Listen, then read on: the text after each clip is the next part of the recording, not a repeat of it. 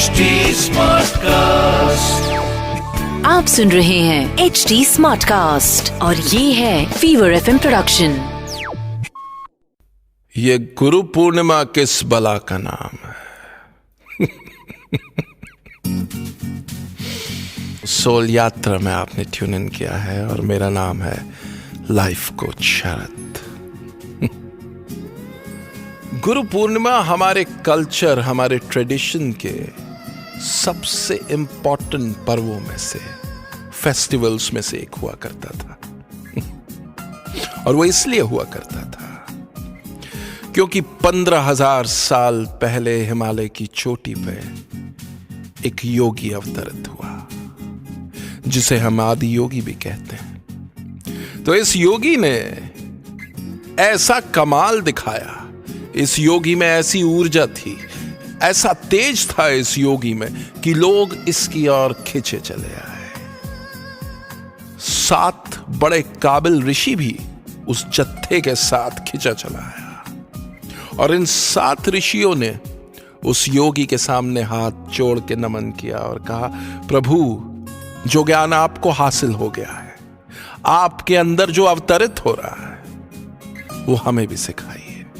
तो आदि योगी ने कहा कि अभी तो तुम्हें लाखों करोड़ों साल लग जाएंगे इस लायक बनने के लिए, लेकिन ये 7 ऋषि थोड़े जिद्दी किस्म के लोग थे।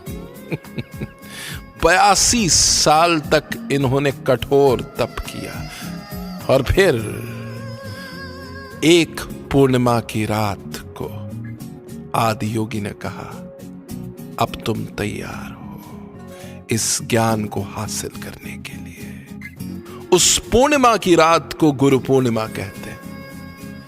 इस आदि योगी को आप शिव भगवान, शंकर, भोलेनाथ के नाम से बुलाते हो। और वो जो 7 ऋषि थे वो हमारे सप्त ऋषि हैं, जिनके बारे में वेदों उपनिषदों में बात हो रखी है। तो आज आप जो योगा, मेडिटेशन, ध्यान सीखते हो, ये सब उसी परंपरा से चली आई है। और इसीलिए गुरु पूर्णिमा का इतना महत्व है, इतना सिग्निफिकेंस है। जब गुरु पूर्णिमा की रात आती है, इस पूरी यूनिवर्स में, इस पूरे ब्रह्मांड में कुछ ऐसे चेंजेस होते हैं कि आप नॉलेज हासिल करने के लिए तैयार हो जाते हो अपने आप। कुछ करने की जरूरत नहीं है आपको। तो अब आप मुझसे पूछोगे कि हम इस गुरु पूर्णिमा में क्या करें? सबसे पहला काम है, गुरु पूर्णिमा की शाम को, यानी कि फ्राइडे शाम को, कम खाइए। जो भी आप करते हैं, भजन, कीर्तन, मेडिटेशन, उसे जरूर कीजिए। और जितनी देर तक कर सकते हैं, देर रात तक कर सकते हैं, करिए, क्योंकि आपको इसका लाभ कई गुना मिलेगा इस रात को। मेरा नाम है लाइफ कोच शरद। आप सुन रहे हैं HD Smartcast और ये था fever FM production. HD Smartcast.